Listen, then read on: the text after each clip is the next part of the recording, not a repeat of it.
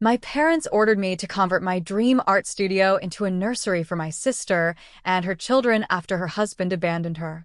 They had no clue I had already rented out my whole house and was preparing to leave the country.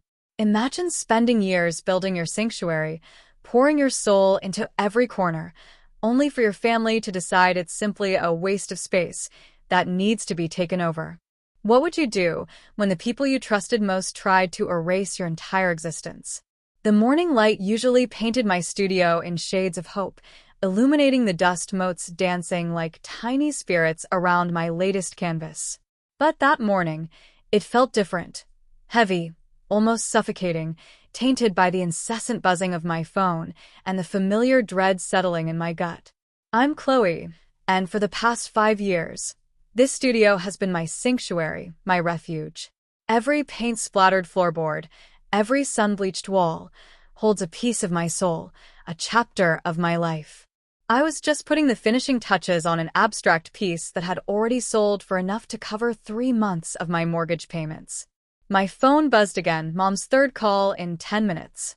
I knew that relentless persistence. Chloe, thank God we have a situation. Her voice, a perfect blend of high drama and thinly veiled disappointment, sliced through the quiet. Your sister needs us. I dipped my brush into cerulean blue, adding another layer to the canvas, trying to keep my voice even. What's Brooke done now? A sigh, heavy with manufactured sorrow. It's Noah. He's gone. Left her, and the kids just gone. Bank accounts emptied. My brush froze mid-stroke. What? She needs somewhere to stay while we sort this out. And there it was. The familiar weight, a crushing sense of inevitability, settled in my chest even before she finished the sentence. Your father and I have been talking, and the studio would make a perfect nursery, she continued, completely oblivious. All that natural light. And honestly, darling, it's time you got serious about life. 34 is too old to be playing with paints. I glanced at the letter on my desk, the one confirming my acceptance to a prestigious Costa Rican artist residency, just 10 days until departure. The irony was so bitter, I almost laughed. Mom, this is my workplace. I make a living here. I tried to explain, but it was useless.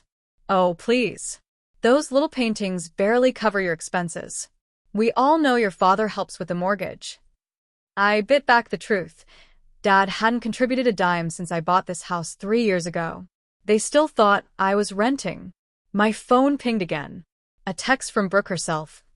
Please, Val. The kids need their aunt. Don't be selfish. Selfish. Their favorite word for me. A label I'd worn since childhood. Selfish for choosing art school over business. Selfish for not lending Brooke my car when she'd crashed hers. Selfish for missing Sunday dinners to meet gallery deadlines.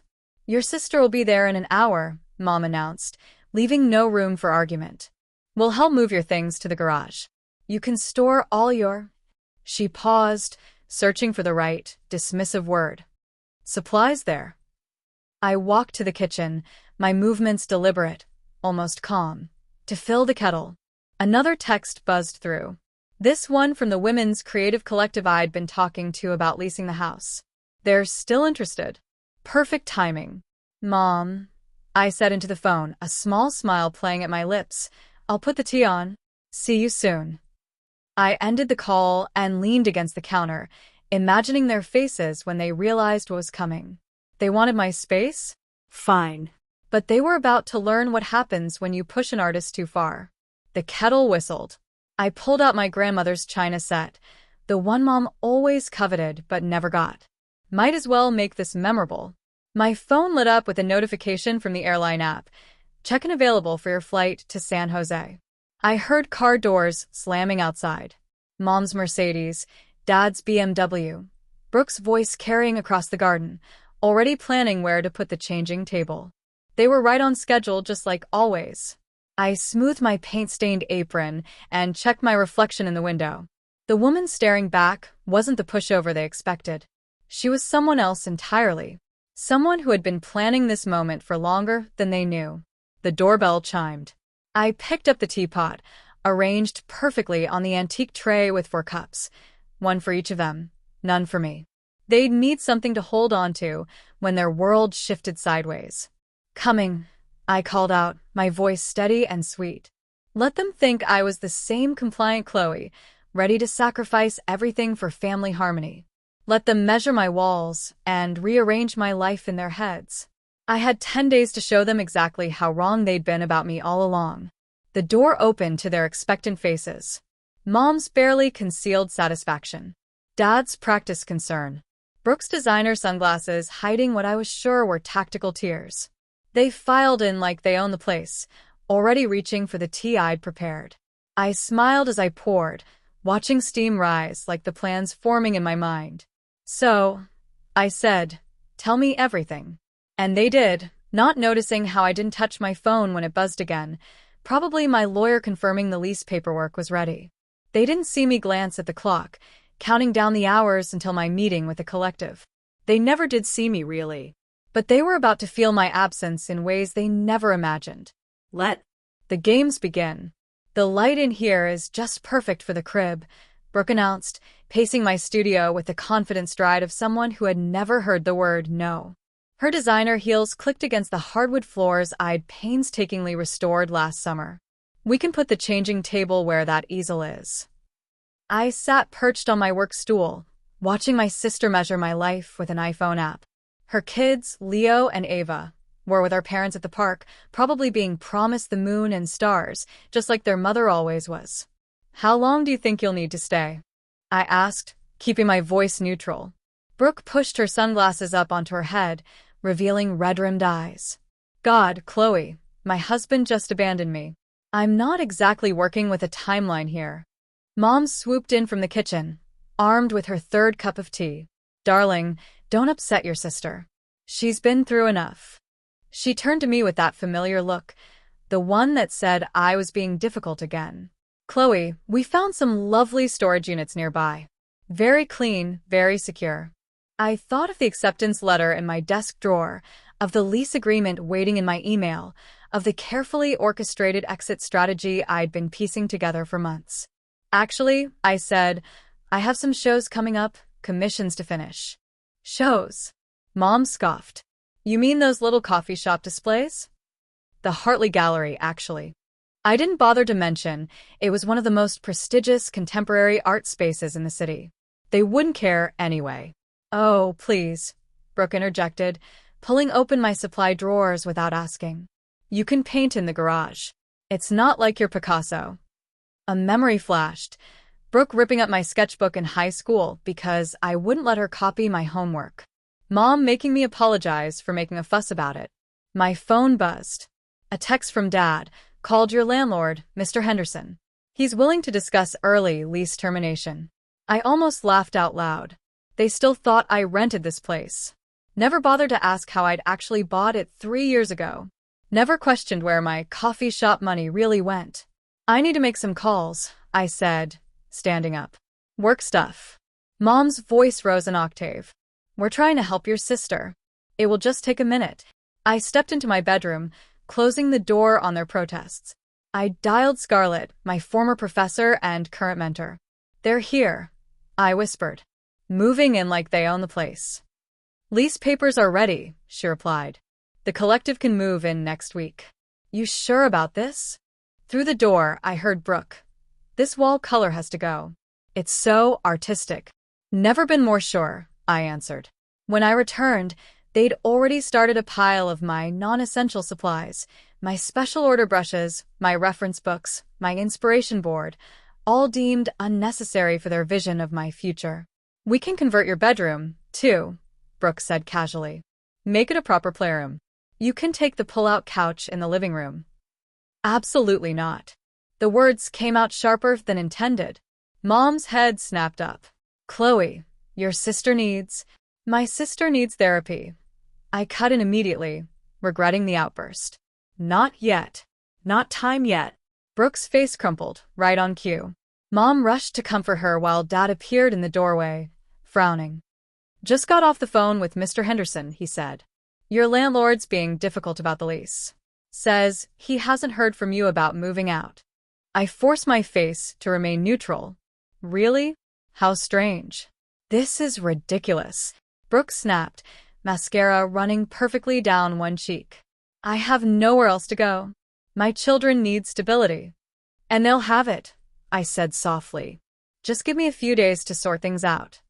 They relaxed visibly, interpreting my words as surrender. Mom started talking about paint samples. Dad made notes about moving trucks. Brooke pulled out her phone, probably texting her friends about her wonderful, accommodating sister. None of them noticed me slipping the acceptance letter into my pocket. None of them saw me checking flight details or confirming appointments with my lawyer. They never did notice much about me, except when I wasn't fitting into their plans. I think I saw some boxes in the garage, I offered. Let me check. In the garage, I leaned against my car and took a deep breath. Through the window, I could see them in my studio, rearranging my life without me, just like always. My phone buzzed again. An email from the airline confirming my seat upgrade. First class. Might as well be comfortable while burning bridges. I heard Brooke calling my name, probably wondering where those boxes were. I straightened up, adjusted my expression, and headed back inside. 9 days left. Just 9 more days of being their perfect scapegoat. Then they'd learn what happens when you mistake silence for submission. So, what should I do with these? I held up a set of expensive acrylic paints, playing my part perfectly. The garage gets pretty hot in summer. They might melt. Brooke barely glanced up from her phone. Just sell them. It's not like you'll need them anymore once you get a real job. I added them to the keep pile when she wasn't looking. These paints paid her mortgage last month. Not that she knew that. The anonymous transfer I'd arranged after Noah left had kept her afloat, but she probably thought it was from one of her countless rich friends. Speaking of jobs, Mom chimed in, sorting through my canvases like they were yard sale items. Your father knows someone at his firm looking for a receptionist. I nodded, pretending to consider it while texting Scarlett under the table. Meeting still on for 3? Confirmed. Bringing contracts plus keys for collective, she replied. Chloe, are you even listening? Brooke snapped. We're trying to help you build an actual future here. Sorry. Just checking gallery details. I paused, then added innocently. By the way, how much is Noah sending for child support? The room went silent. Brooke's face flushed. That's none of your business. Mom interjected quickly. Just trying to help plan the budget, I said, my voice dripping with feigned concern. Honey, since we're also concerned about proper adult responsibilities. Dad cleared his throat from his corner. Actually, we should discuss financial arrangements.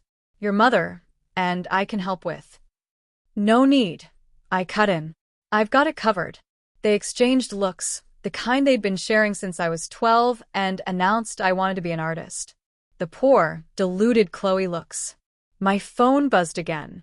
A text from an unknown number. We need to talk about Brooke. Liam. My heart skipped. Liam, my ex, Noah's former best friend. Haven't heard from him in years. I need to run some errands, I announced, grabbing my keys. Art supplies to sell, you know. Perfect timing. Mom said. We need paint samples from the hardware store. I'm thinking pale yellow for the nursery walls. I was already halfway to the door. Make a list. I'll check prices. The drive to Scarlett's gallery took 15 minutes. I spent every one of them imagining my family's faces when they realized what was coming. Scarlett greeted me with a knowing smile and a stack of papers. The collective is thrilled, she said, spreading out the lease agreement. Starting next week, they'll take good care of the place. And your art? Safe storage in our climate-controlled warehouse until you're back from Costa Rica. She paused. Are you sure about this, Chloe? It's a nuclear option. I thought about this morning. Brooke measuring my studio windows for curtains. Mom planning to paint over my murals. Dad making calls about proper jobs. They've never seen me, I said, signing the papers. Time to show them what that costs. Scarlett handed me a coffee. Your latest piece sold, by the way. The blue abstract. Buyer paid double asking price. I smiled, thinking of Mom's dismissive little paintings comment. The price would cover Brooke's rent for 6 months. Not that I'd be helping with that anymore. My phone lit up. Liam again. It's about what really happened with Noah and us. Brooke knew things she never told you. Of course she did. My perfect sister. Always managing everyone's stories but her own. I should get back, I told Scarlett. They'll wonder where I am. She handed me a set of keys. For the collective. Don't forget to introduce yourself to your new tenants. I drove home slowly, stopping for paint samples I'd never use. Through the studio windows, I could see Brooke and Mom rearranging my furniture, planning their takeover of my space. Inside, they'd made more piles. Donate, trash, maybe keep. Years of my work sorted by people who never understood it. Oh, good you're back, Mom said. We need to discuss the timeline for moving your things out. Brooke's lease ends next week. Actually, I interrupted. I made a list of things I need to sort through first. Give me a few days. Brooke rolled her eyes. Seriously, the kids need. Just a few days, I repeated softly. To do it properly. They relented, probably thinking I was finally accepting their plan. Mom looked relieved. Dad patted my shoulder awkwardly. After they left, I stood in my studio, my real studio, not their imagined nursery. Evening light painted the walls gold, catching the edges of half-packed boxes and bubble-wrapped paintings. My phone buzzed one last time. Liam, coffee tomorrow. You deserve to know the truth. I texted back a time and place, then started wrapping my grandmother's china. They'd missed these cups when I was gone. 7 days left. The countdown continued. Liam hadn't changed much in 5 years. Same leather jacket, same way of running his hand through his hair when he's nervous. He was already at our usual table at Riverside Coffee when I arrived. You look good, Chloe, he said, standing awkwardly. Success suits you. Let's skip the small talk. I sat down, not removing my jacket. What do you know about Noah? He sighed, pushing a coffee toward me. He's been cheating on Brooke for years. Since before the kids. And your sister knew the whole time. The coffee suddenly tasted bitter. She knew. She needed his money, his status. Played the perfect wife while he played around. He leaned forward. But that's not why I called you. A barista passed by, giving us space to process the weight of his words. Remember why we broke up? He asked. You said you needed space, that we wanted different things. The memory still stung, even after all these years. Brooke told me you were cheating on me. Said she caught you with some gallery owner. His hands clenched around his cup. I believed her because, well, she's Brooke. She's always been the honest one, right? The world tilted sideways. What? Found out last month she'd done the same thing to Noah's previous girlfriend. It's her pattern. Eliminate threats. Maintain control. He pulled out his phone, showed me old texts from Brooke. She was scared you'd get serious about art. Move away. Leave her without her backup plan. Backup plan? You. The responsible one. The one who'd take care of her when everything fell apart. He paused. Like now. My hands were shaking. She ruined us to keep me available for her eventual breakdown. Chloe, there's more. He slid an envelope across the table. Noah didn't empty the accounts. Brooke did. She's been moving money for months, preparing for this. Playing victim is her specialty. I thought of my anonymous transfers to her account, of my parents rushing to her rescue, of my studio being sacrificed for her convenience. Why? Tell me everything. Now. Because she's doing it again. I heard her on the phone yesterday, telling her parents she's planning to stay permanently, that she'll help you see reason about giving up art. He reached for my hand, but I pulled back. You need to know what you're dealing with. My phone buzzed. Mom. Picked up more paint samples. Thinking of remodeling your bathroom, too. Brooke needs a proper vanity. I have to go. I stood up abruptly. Thank you for telling me. Chloe, wait. Liam followed me outside. What are you going to do? I thought of my packed suitcase, of the lease agreement, of the life I'd built that they were so eager to dismantle. Nothing, I said. I'm not going to do anything. He looked confused. They're taking everything from you. No. I smiled, thinking of the keys in my pocket. They just think they are. Back home, Brooke's car was in my driveway. She was in my studio, supervising movers who were shifting my furniture to make room for her vision. "Oh, good," she chirped when she saw me. "We need your help deciding where to donate these paintings. They're not really nursery appropriate." I looked at her. Really looked at her. My beautiful, manipulative sister. The golden child who had been orchestrating my life's disappointments since we were kids. "Actually," I said, "I think I'll keep them for now." "Don't be difficult, Chloe. The movers are charging by the hour." "Who's paying them?" She blinked. "What? The movers? Since Noah left you broke, right? Who's paying?" A flash of something crossed her face. Calculation. Maybe fear. "Daddy, of course." Interesting. I headed to my bedroom, locked the door behind me. My phone lit up with a text from the airline. "Your flight is confirmed for Sunday." I pulled out my grandmother's old writing desk and began a letter. "Dear family, by the time you read this." A knock at my door. "Chloe, honey, sweet," Brooke's voice. "Mom wants to know if you'll join us for dinner. We're planning the nursery color scheme." "I'll be right there," I called back, continuing to write. 4 days left. Just 4 more days of playing the compliant daughter, the supportive sister.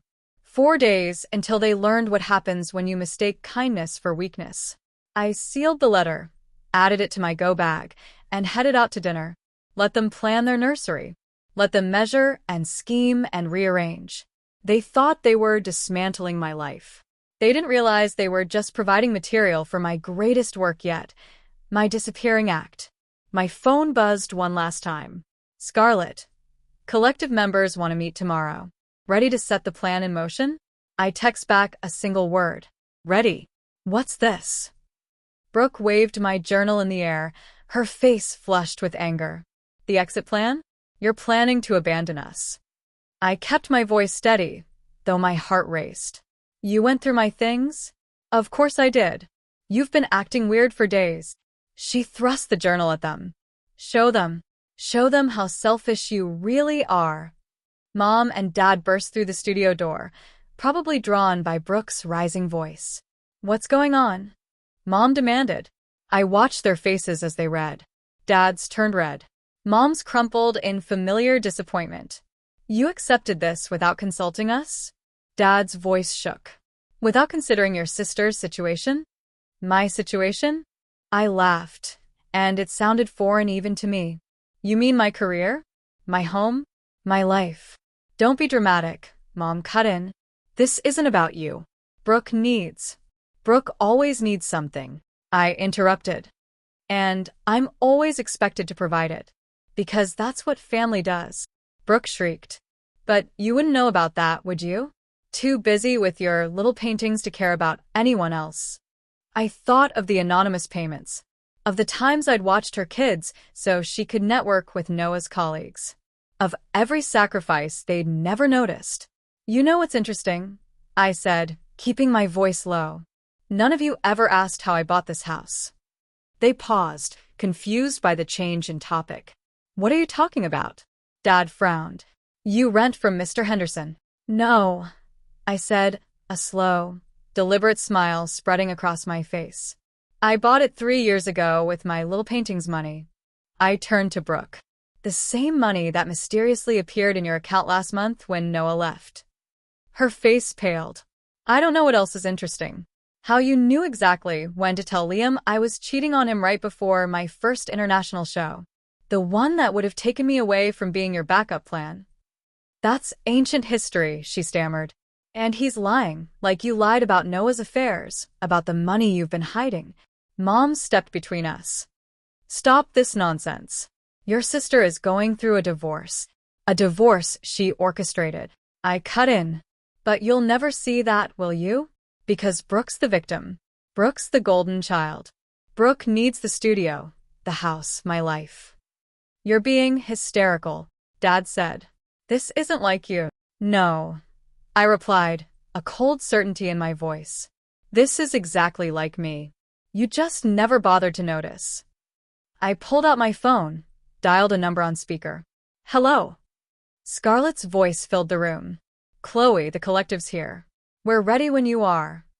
"Perfect timing," I said. "Could you bring over the lease paperwork?" My family should probably see it. You can't lease what you don't own. Mom snapped. I reached into my desk, pulled out the deed to the house, and watched their faces as reality crashed in. You're right, I said softly. Good thing I own it then. Brooke lunged for the papers, but I stepped back. You can't do this. Your children have a trust fund from Noah's parents, I countered. The one you didn't tell anyone about. I met her eyes. Liam told me everything. The doorbell rang. Scarlett entered with a group of women, the collective members right on schedule. You must be Chloe's family, one said brightly. We're so excited about transforming this space into our new creative hub. Mom grabbed my arm. Whatever game you're playing, stop it now. Game's already over, Mom. I gently removed her hand. You have until Sunday to find alternative arrangements. You'd throw your own sister out? Dad's voice rose. Your own flesh and blood? No, I said, watching Scarlett lay out the contracts. I'm just doing what you taught me. Looking out for family. My chosen family. The ones who actually see me. Brooke started crying, right on cue. But for the first time, I didn't feel the pull to fix it. I'll be gone by morning, I told them. The collective moves in next week. You can reach my lawyer if you have questions. Gone where? Mom demanded. I thought of my packed bags, of my ticket to Costa Rica, of the freedom waiting on the other side of Sunday. Does it matter? I asked. You never saw me when I was here anyway. They were still shouting as I walked out, their voices fading behind me like old paint being covered by new colors. 2 days left, but really I was already gone.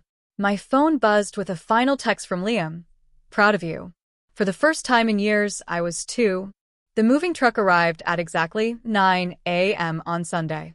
I watched from the airport terminal as my phone exploded with notifications. Texts from Mom missed.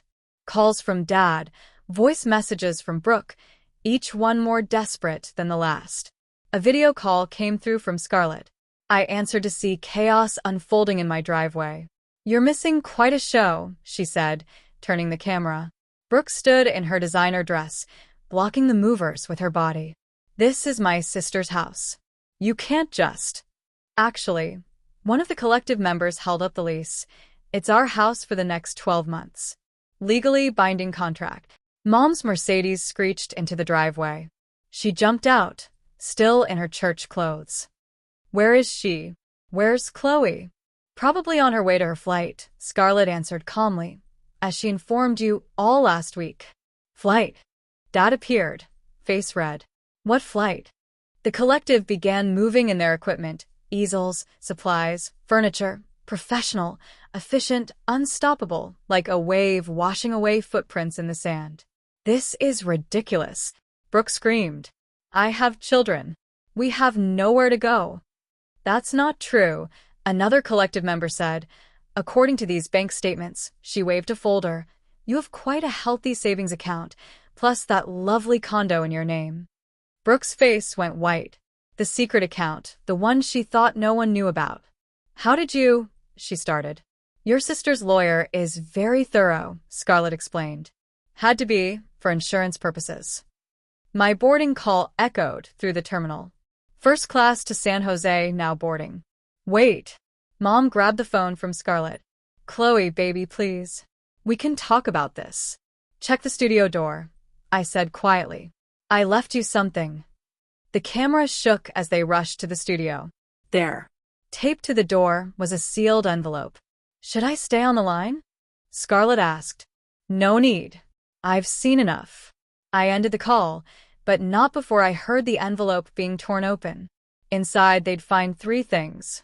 First, a copy of the lease agreement, legally binding and ironclad. Second, a photo of me at the airport, smiling and free. Third, a letter that began, Dear family, you wanted my space. Congratulations. Now you have nothing. My phone buzzed continuously as I boarded the plane. I scrolled through the messages before switching to airplane mode. Mom, please come home. We can fix this. Dad, this is completely unacceptable behavior. Brooke, you're vindictive. You've ruined everything. The last one made me smile. Coming from her, it was almost a compliment. A final text from Scarlett. They're still here. Your mom's crying. Brooks threatening lawyers. The collective is calmly unpacking while your dad makes angry phone calls. It's better than theater. I settled into my first-class seat, ordered champagne, and pulled out my sketchbook. The flight attendant peered at my drawing, a family of shadows being washed away by waves of color. That's beautiful, she said. What's it called? Notice served, I replied, adding another stroke of blue. My phone lit up one last time before I turned it off completely. An email from my lawyer. Lease filed and recorded. Restraining order ready if needed. Your family has been formally notified that any attempts to enter or interfere with the property will result in legal action. Enjoy Costa Rica. You're free. Free. The word echoed as we took off, the ground falling away below us. In my mind, I could see them standing in my driveway. Mom clutching her pearls. Dad on the phone with his useless lawyer friends. Brooke realizing her backup plan had backfired spectacularly. The collective would transform my studio into something new, something vibrant, something that had nothing to do with nurseries or family obligations or golden children who take and take and take. I ordered another champagne, raised it in a silent toast to the clouds outside my window. To Brooke, who thought she could claim my space like she claimed everything else. To my parents, who would have to find a new scapegoat for their golden child's disasters. To the artist they never saw, finally painting her masterpiece in disappearing ink. The plane leveled out above the clouds. Below, my family was learning what happens when you push too far, take too much, see too little. I pulled out my noise-canceling headphones, drowning out the last echoes of their voices in my head. Let them rage. Let them threaten. Let them finally feel what it's like to be invisible. I've got a new canvas waiting in Costa Rica, and this time, I'm the only one holding the brush. You turned your trauma into pure gold, Jasmine said, studying my latest piece. The Costa Rican sun streamed through the studio windows, catching the metallic elements in my work. This is going to be the centerpiece of the show.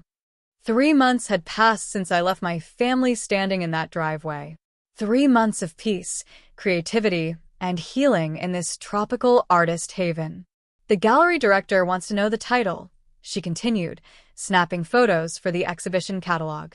I stepped back, considering the massive canvas, swirling shapes and deep blues and purples shot through with veins of gold leaf.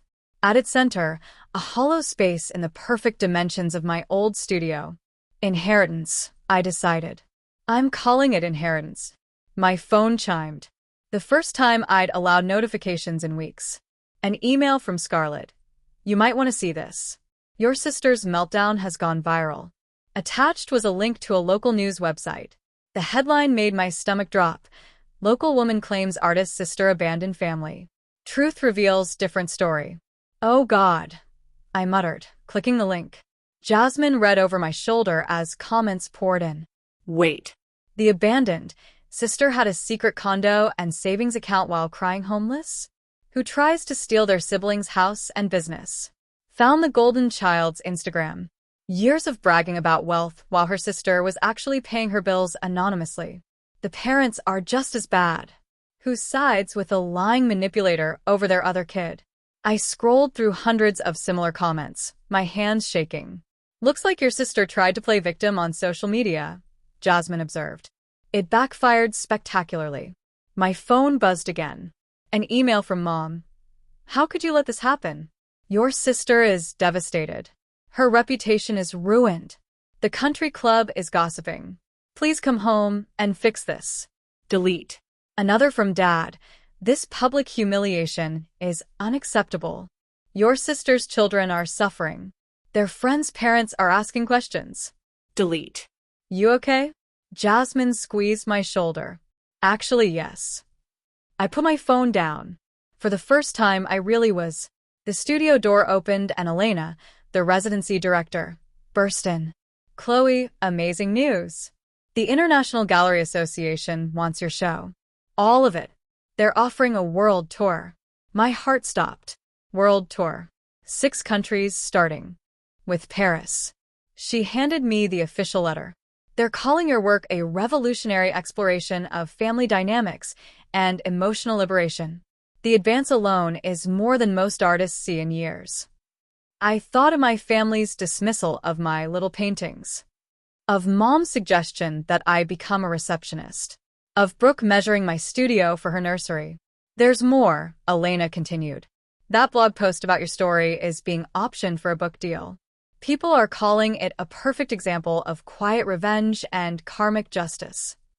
Jasmine hugged me. You did it. You really did it. My phone lit up one last time. A text from Liam. Saw the news. Saw your art, too. You're incredible. Brooke is showing her true colors to everyone now. No one to manipulate when the whole world knows the truth. I walked to the window, looking out at the lush Costa Rican landscape. Somewhere back home, my family was facing the consequences of their actions. Not through my words or accusations, but through the simple act of me walking away and letting truth surface on its own. The gallery wants to know if you'll speak at the opening, Elena said. Share your story. I turned back to my painting, Inheritance, with its hollow center slowly filling with light. Yes, I said. I think it's time. Jasmine raised an eyebrow. What will you tell them? I dipped my brush in gold paint, adding final touches to the canvas. The truth. That sometimes the greatest masterpiece you can create is the life you save by walking away. My phone buzzed with another news alert. Exclusive. The real story behind viral family drama. How one artist turned pain into success. I silenced it without reading further. Let them talk. Let them speculate. Let them finally see what they missed all those years.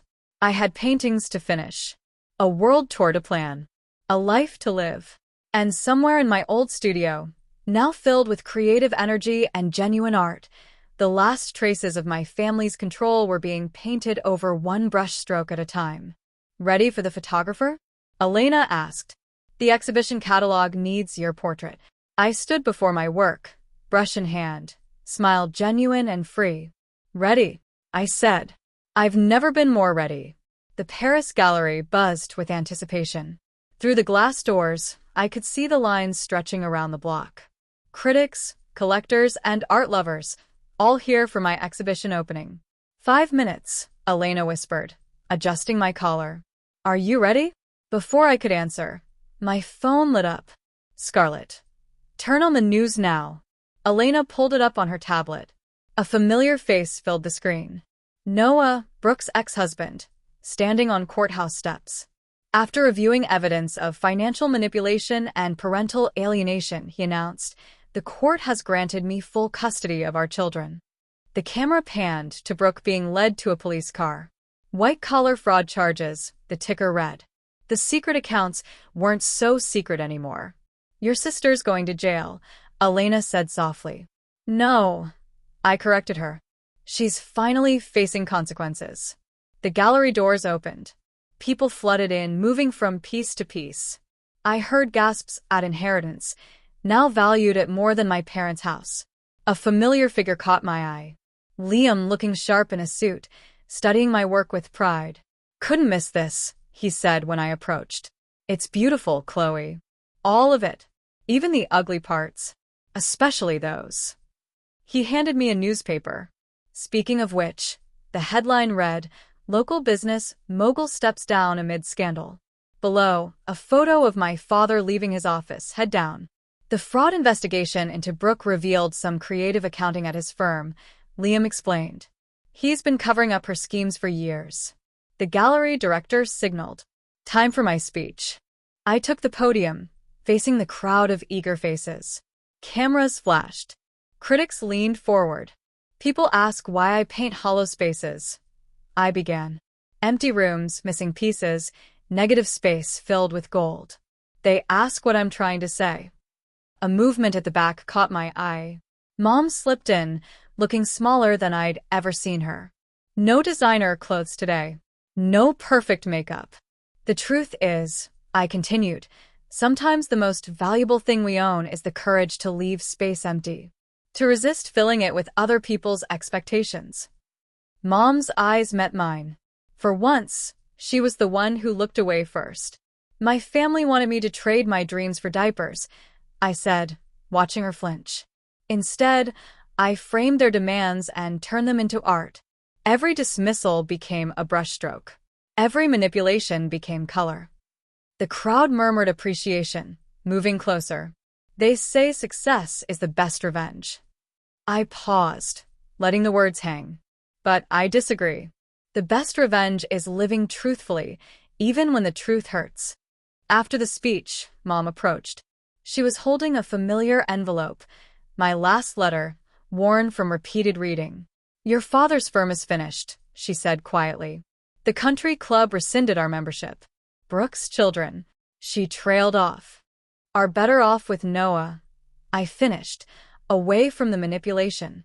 We lost everything. No, I corrected her. You lost what was never really yours. My space, my talent, my compliance. She looked around the gallery, at the price tags that, understanding the dismissal. You look strong, she said. I always was, I replied. You just never saw it. She slipped away as cameras flashed. The director raised her glass. To Chloe, she announced, whose Inheritance series just sold for a gallery record, and whose story reminds us that sometimes the greatest art comes from knowing what to leave behind.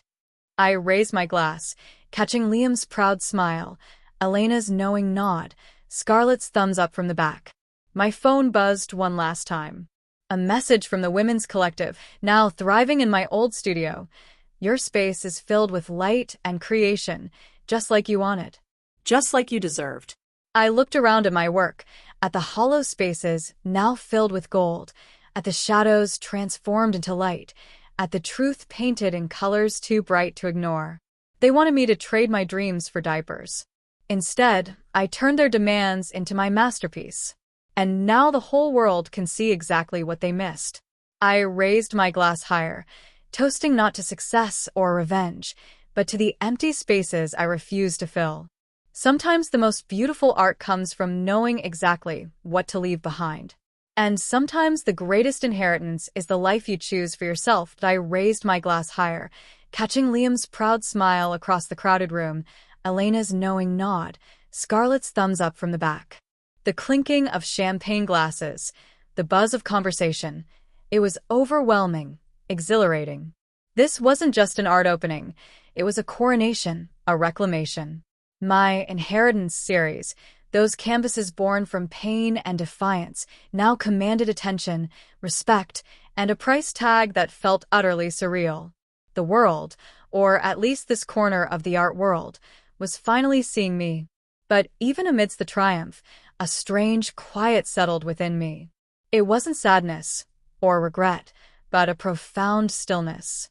A realization that the external validation, the critical acclaim, even the sheer financial success, was secondary.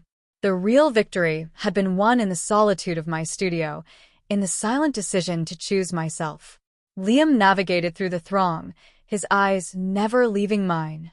When he reached me, he didn't say anything, just pulled me into a hug that felt like coming home.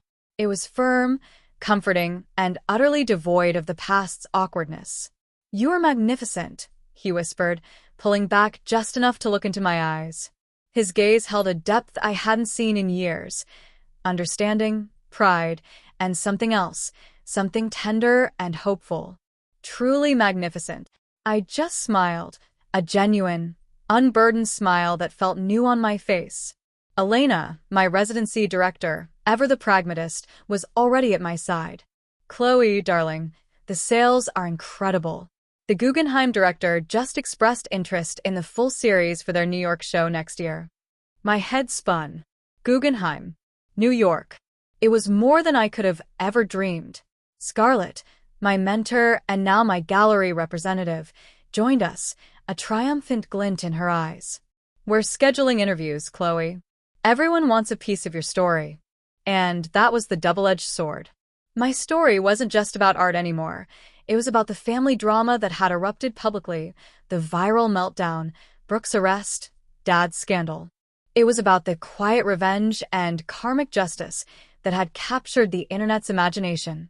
As I fielded questions from journalists, posed for photographs beside my gold-infused canvases and signed catalogs, I was acutely aware that the lines between my art and my life had blurred irrevocably.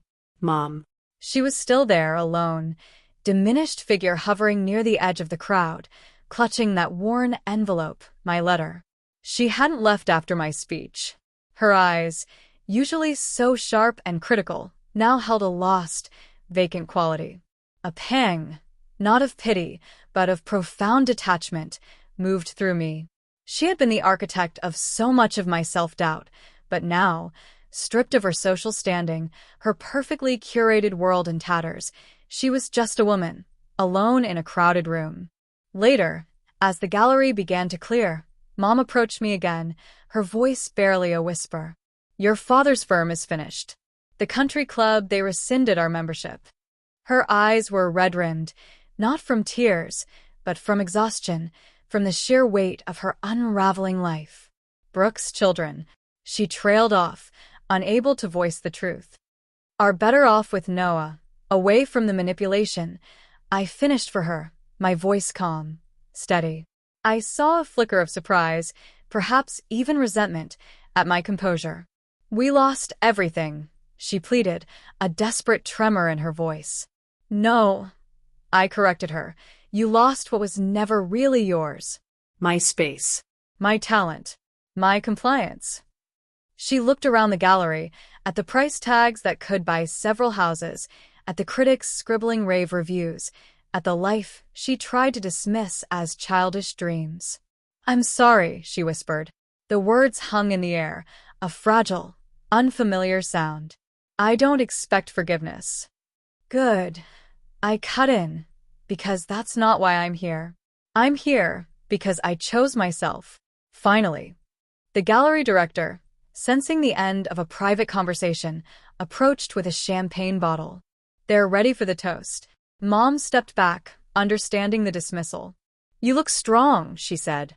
"I always was," I replied. "You just never saw it." She slipped away as cameras flashed, a ghost in her own daughter's triumph. The director raised her glass. "To Chloe," she announced, whose Inheritance series just sold for a gallery record, and whose story reminds us that sometimes the greatest art comes from knowing what to leave behind. I raised my glass, catching Liam's proud smile again, Elena's knowing nod, Scarlett's thumbs up. The Women's Collective, thriving in my old studio, had sent a message. "Your space is filled with light and creation, just like you wanted. Just like you deserved." I looked around at my work, at the hollow spaces now filled with gold, at the shadows transformed into light, at the truth painted in colors too bright to ignore. They wanted me to trade my dreams for diapers. Instead, I turned their demands into my masterpiece. And now the whole world Could see exactly what they missed. That night, Liam and I walked the cobbled streets of Paris, the city lights reflecting in the Seine. It felt like a dream, a culmination of everything. But amidst the joy, there was a question in his eyes, one he hadn't dared to ask earlier. "Brooke? Noah, everything that came out. Did it change anything for you? About us?" I stopped, turning to face him. The truth was, Brooke's lie had shattered more than just our relationship. It had fractured my trust in everyone, especially myself. The pain had been so profound, the betrayal so complete, that I had walled myself off. But Liam's presence now, his unwavering support through the storm, his genuine joy in my success, it was healing. "It changed everything, Liam," I said, my voice soft. "It showed me what I deserved. And it showed me who was truly in my corner." He gently took my hand, his touch sending a warmth through me I hadn't realized I craved. "I always was, Chloe, even when you thought I wasn't." We didn't need to define anything that night. The quiet understanding, the shared history, and the hopeful future were enough. The world tour began shortly after, a whirlwind of new cities, new galleries, and new perspectives. London was a blur of interviews and sold-out shows. Berlin introduced me to an avant-garde scene that challenged my artistic boundaries in exciting ways. Each stop was a new canvas for my art and my evolving story. I spoke at panels, engaged with art students, and met collectors from all walks of life. Inheritance resonated universally, a testament to the shared human experience of family dynamics, betrayal, and the struggle for self-definition. My phone, once a source of dread, now buzzed with messages from Scarlett confirming new exhibition dates, from Elena sending updates from Costa Rica, and from the Women's Creative Collective, who were flourishing in my old studio, transforming it into a vibrant hub of artistic expression. They'd send me photos, sun-drenched rooms filled with easels, workshops bustling with women learning and creating. It warmed my heart to see my sanctuary thriving, not as a monument to my past, but as a living, breathing space for others to find their voice, just as I had. Then there were the messages from Liam. Short, sweet, always supportive. He'd occasionally join me for a leg of the tour, a quiet, grounding presence in the midst of a chaos. We explored museums, shared meals, and simply enjoyed each other's company without pressure. Our relationship was rebuilding, brick by brick, on a foundation of honesty and mutual respect. It felt different now, more mature, more profound. We were two individuals who had both been hurt, finding solace and strength in each other's presence, without trying to fill any empty spaces out of desperation. Meanwhile, the news about my family continued to trickle in, often through Scarlett's careful monitoring of the media. Brooke's legal troubles intensified. The financial fraud charges, stemming from the meticulous work of my lawyer and the collective's legal team, were far more severe than she or my parents had ever imagined. It turned out my father's creative accounting for Brooke had been a well-established pattern, not just with her, but with other family members and even some business ventures, all designed to prop up his golden child's increasingly unsustainable lifestyle. The business mogul who had never seen me as more than a little painter was now facing his own downfall. His company, once a symbol of his carefully constructed success, crumbled under the weight of investigations and public scrutiny. Mom, stripped of her position in society, her bridge club gossip now replaced by genuine scandal, was reportedly living a much quieter, humbler life. There were no more calls, no more desperate pleas. Just silence. And I understood. Their world had shattered, and they were left to pick up the pieces, without me. As the world tour moved through Asia, I found myself increasingly drawn to themes of impermanence and transformation. My art evolved. Inheritance was about the past, about the reclamation. But my new pieces began to explore the future, the endless possibilities that opened up when you dared to let go. I started working with translucent materials, creating layers of light and shadow, representing the ephemeral nature of perception, how one's truth could be hidden, then revealed. The empty spaces in my work became less about what was lost and more about the potential for what could be. One afternoon in a gallery in Tokyo, I received an unexpected email. It was from Leo, Brooke's son. He was 12 now. The subject line simply read, "Hi, Aunt Chloe." My heart skipped a beat. I hadn't heard from the kids since everything. I opened it hesitantly. It was short, written in careful, slightly hesitant English. "Aunt Chloe, I saw your art online. It's really cool. Mom is gone. Dad says it's complicated. Ava and I are with him. He plays a lot of catch with me. I miss you. Can you come visit sometime? Ava asks about you too. We have a new dog. He's fluffy." I stared at the screen, tears welling up. Not for Brooke, not for Mom or Dad, but for Leo and Ava. Innocent collateral damage in a war they hadn't started. Noah, for all his flaws, seemed to be stepping up, providing stability. It was a complex tangle of emotions that felt both triumphant and deeply personal. The Guggenheim show was a resounding success.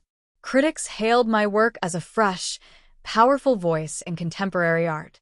My story, once sensationalized, was now reframed through the lens of artistic resilience and emotional liberation.